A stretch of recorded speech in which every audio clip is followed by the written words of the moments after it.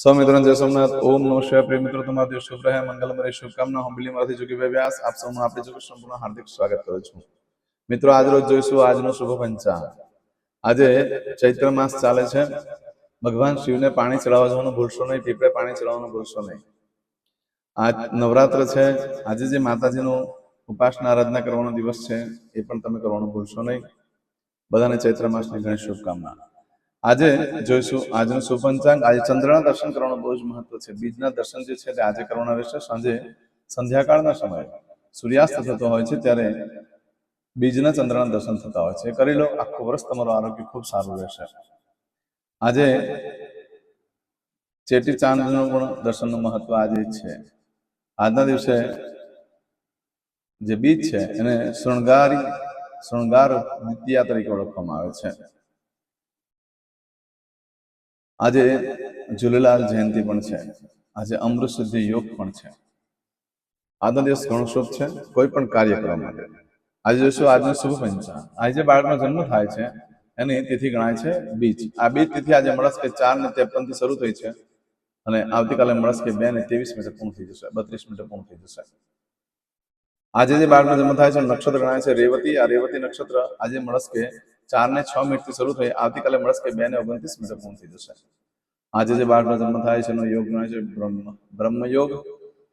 આજે સવારે 1:18 થી શરૂ થાય છે અને રાત્રે 10:16 પૂર્ણ થઈ જાય છે અને ત્યાર પછી જે બાળકનો જન્મ થાય એનો ઐન્દ્ર યોગ ગણાશે।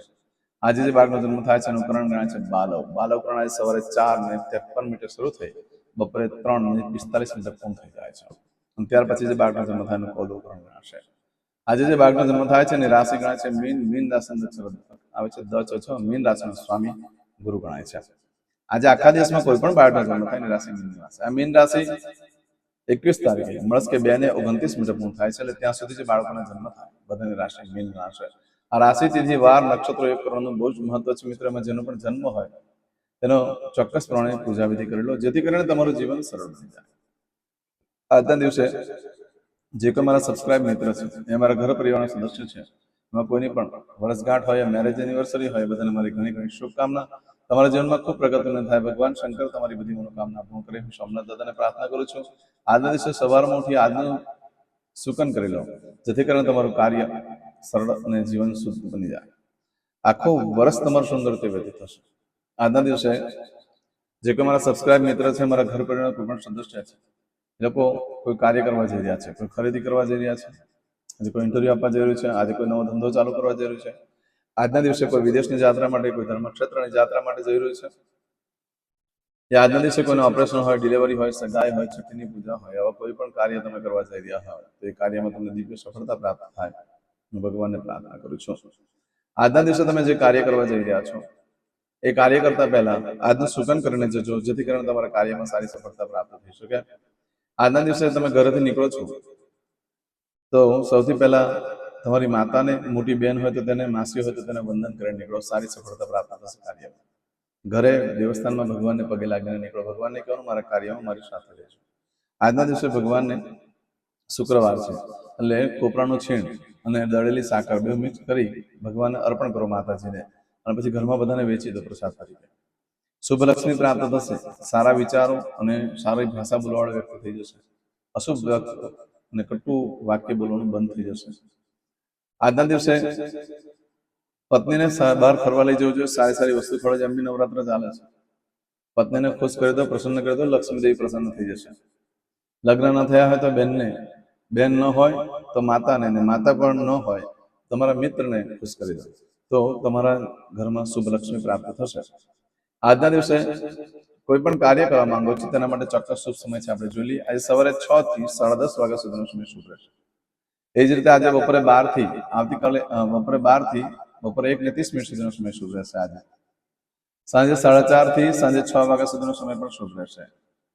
તેમજ રાત્રે 9 થી રાત્રે 10:30 વાગ્યા સુધીનો સમય પણ શુભ રહેશે। રાત્રે 12 થી આવતીકાલે મળસ્કે 4:30 વાગ્યા સુધીનો સમય પણ શુભ રહેશે। આ સમયગાળા દરમિયાન તમે કોઈ પણ કાર્ય કરો છો તે કાર્યમાં દિવ્ય સફળતા પ્રાપ્ત થઈ શકે છે। અને મિત્રો, આજે તો આખો દિવસ જ શુભ છે કોઈ પણ કાર્ય કરવા માટે આ સમયગાળા દરમિયાન જે બતાવ્યા સમય એ સમયગાળા દરમિયાન કરશો તો સારી સફળતા પ્રાપ્ત થઈ શકે છે। આજના દિવસે જો તમારી કોઈ વસ્તુ ચોરાઈ જાય છે, ખોવાઈ જાય છે, તો તેનું શું ફળ મળે?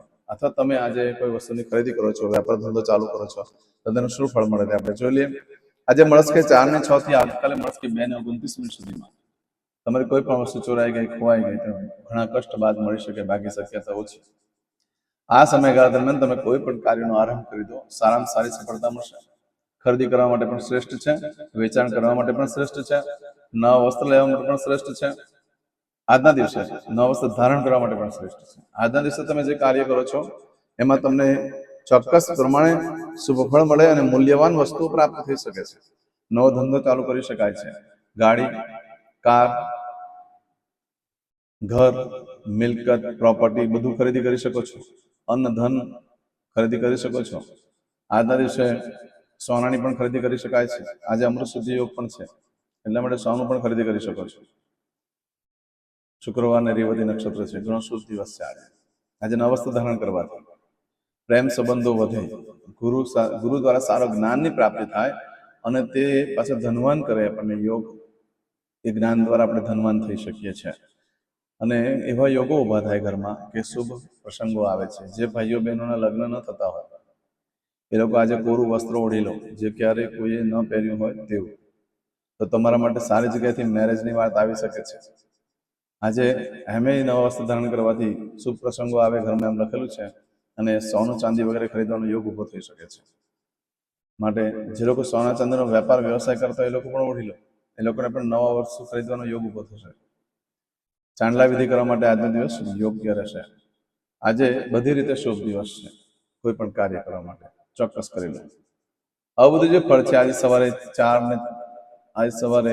ને 6 થી લઈને આવતીકાલે મળશે 2 ને 29 સુધીમાં તમને મળે. આજે કરશો આજનો સંકલ્પ, સમસીમાં પાણી લેવો. અદ્યતન માસના માસોત્તમ બ્રહ્મ પવિત્ર ચૈત્ર માસે શુભે શુક્લ પક્ષે દ્વિતીયાયામ ભૃગુવાસન વિત્તાયામ. વિડીયો પતે, સંકલ્પ પતે એટલે કોમેન્ટ્સમાં યુટ્યુબ ઉપર જય માતાજી અથવા તમે જે દેવની ઉપાસના આરાધના કરતા હોય તમારું નામ લખીને મોકલી દો. હું ભગવાનને પ્રાર્થના કરી દઈશ. તમને લાઈક આપો એટલે સમજી જજો કે મેં તમને તમારા માટે ભગવાનને પ્રાર્થના કરી દીધી છે. હવે દરેક જણા પોતાનું સાચું નામ બોલી દો. તમારું ગોત્ર ખબર હોય તો ગોત્ર બોલી દેવાનું. પછી બોલવાનું છે અહમ, મમ, આત્મન, શ્રુતિ, સ્મૃતિ, પુરાણોક્ત, પુણ્ય, ફલ, પ્રાપ્તિ, અર્થમ, અપ્રાપ્ત, લક્ષ્મી, પ્રાપ્તિ, અર્થમ, પ્રાપ્ત, લક્ષ્મી, ચિરકાલ, સૌ, રક્ષણાત્મક, લોકેવા, સભાયામ, રાજદ્વારે, વ્યાપારે, વિદ્યા અભ્યાસે, દેશે વિદેશે, સર્વત્ર, યશ, કીર્તિ, વિજય, લાભાદિ, પ્રાપ્તિ, અર્થમ, મમ, અખિલ, કુટુંબસ્ય, આયુ, આરોગ્ય, ऐश्वर्यादि, प्राप्ति, अर्थम, मम, जन्म, समय, तथा च विप्र, वृंदानां, जन्म, समय, जन्म, कुंडली, मध्ये, स्थित, ग्रहः, गोचर, ग्रहः, महादशा, अंतर्दशा, प्रत्यंतर्दशा, तथा च योग, युति, दृष्टि, मध्ये, शुभ फल, प्राप्ति, अर्थम, भय, रोग, शत्रु, बाधा, दोष, मारण, तारण, मंत्र, तंत्र, अरिष्ट, दोष, पीड़ा, निवृत्ति, अर्थम, भूत, प्रेत, पिशाचादि द्वारा रचित अरिष्ट दोष निवृत्ति अर्थम मम सकल मनवांछित फल. હવે તમારા મનમાં જે કઈ ઈચ્છા હોય તે બોલી જવાનું.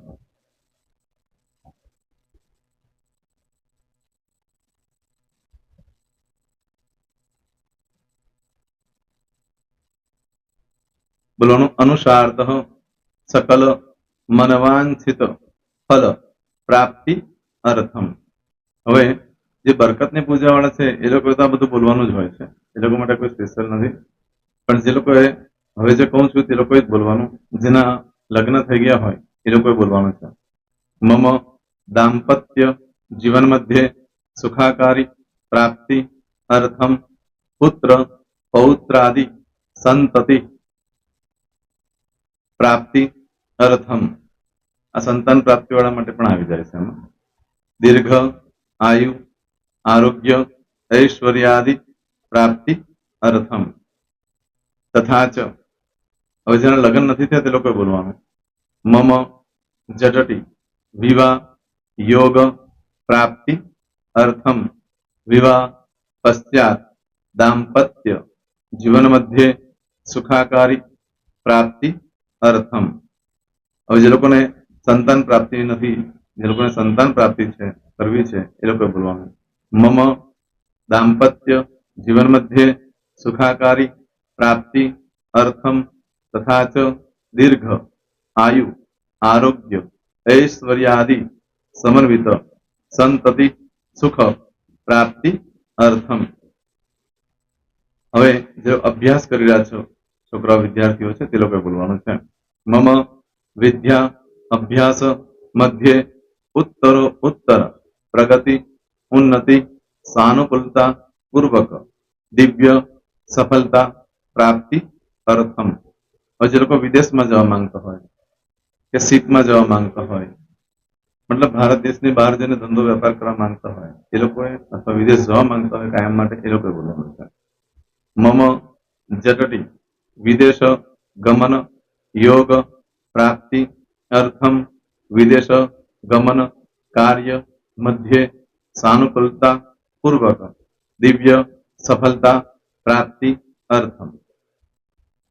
આરોગ્ય વાળા બોલવાનું છે, જેને આરોગ્યની પૂજા આપેલી હોય એ લોકોએ. એમ તો દરેક જણા જ બોલવાનું છે. બોલો. મમ આયુ આરોગ્ય ઐશ્વર્યાદિ પ્રાપ્તિ અર્થમ.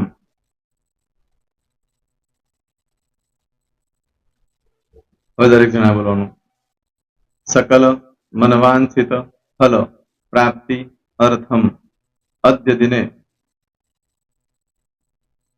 પ્રધાન દેવતાનામ નિત્ય દિન અનુસાર્ધ પૂજન અર્ચન કર્મણિ અહમ કરીશ્ય. પાણીવાળી થાળીમાં પાણી મૂકી દેવાનું છે. હવે તમારી બધી પૂજા જે મેં આપેલી છે એ પૂજા થઈ જાય, અથવા તો તમે રોજ પૂજા કરતા છો, મારી પાસેથી નથી લઈ ગયા, એ પૂજા થઈ જાય પછી ફરી પાછી ચમચીમાં પાણી લેવાનું. અહીંયા વિડીયોને સ્ટોપ કરી દેવાનું. પૂજા પતે એટલે પાછું આગળનું કરવાનું છે. અહીંયા વિડીયો સ્ટોપ કરી દેવાનું અને પૂજા પતે એટલે બોલવાનું છે.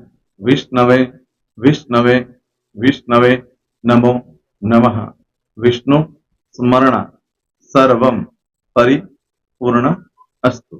એતાની ગંધ પુષ્પ ધૂપ દીપ નૈવેદ્ય તાંબૂલ દક્ષિણા પ્રદક્ષિણા સહિત પ્રણુ મમ સકલ મનવાંછિત ફલ પ્રાપ્તિ અર્થમ પૂજન અર્ચન પ્રિયદાન ન મમ. પાણી મૂકી દેવાનું, પાછું પાણી લેવાનું. પૂજન અર્ચન બ્રહ્માર્પણમસ્તુ. નીચે જમીન પર પાણી મૂકો, એમાં આંગળી ઘસી કપાળમાં તિલક કરી દો. કપાળમાં જમીન પર પાણી મૂક્યું છે એમાં. ત્યાર પછી ભગવાનને કહેવાનું કે હે પ્રભુ, આજે પૂજા કરતા કોઈ પણ પ્રકારની ભૂલચૂક થઈ ગઈ હોય તો અમને ક્ષમા કરજો. અમે તમારા બાળક છીએ. પ્રભુ, તમારો ખૂબ આભાર માનું છું. આજે મારી પાસે તમારી પૂજા કરાવી, મારી મનોકામના પૂર્ણ કરી. પ્રાર્થના કરી દો. જગ્યા પરથી ઉભા થઈ શ્રીનારાયણ ભગવાનને પાણી ચડાવી દો અને નિત્ય કર્મ જે કરતા હોય તે કરો. જય શ્રી. તમારો દિવસ શુભ રહે, તમે અને તમારો પરિવાર સુખી રહે, સંપન્ન રહે, સુરક્ષિત રહે, એ ભગવાન સોમનાથ દાદાને પ્રાર્થના. તો મિત્રો, તમે મારા વિડીયોને લાઈક ના આપી હોય તો સૌથી પહેલા લાઈક આપી દો, અને ત્યાર પછી જો તમે મારી આ ચેનલ સબસ્ક્રાઇબ ન કરી હોય તો સૌથી પહેલા સબસ્ક્રાઇબ કરી લો, અને બેલ આઇકોન ઓલ પર ક્લિક કરવાનું ભૂલશો નહીં, જેથી કરીને સૌથી પહેલા નવી વિડીયો જે કંઈ મૂકું એ તમને મળે. મિત્રો, કંઈ પણ મૂંઝવણ હોય તો મને આ નંબર પર તમે ફોન કરીને પૂછી શકો છો. મારો મોબાઈલ નંબર છે 9825546459. મિત્રો, કોમેન્ટ્સમાં જય સોમનાથ લખવાનું ભૂલશો નહીં. ફરી પાછા નવા વિડીયો સાથે મળીએ. ત્યાં સુધી સૌને જય સોમનાથ.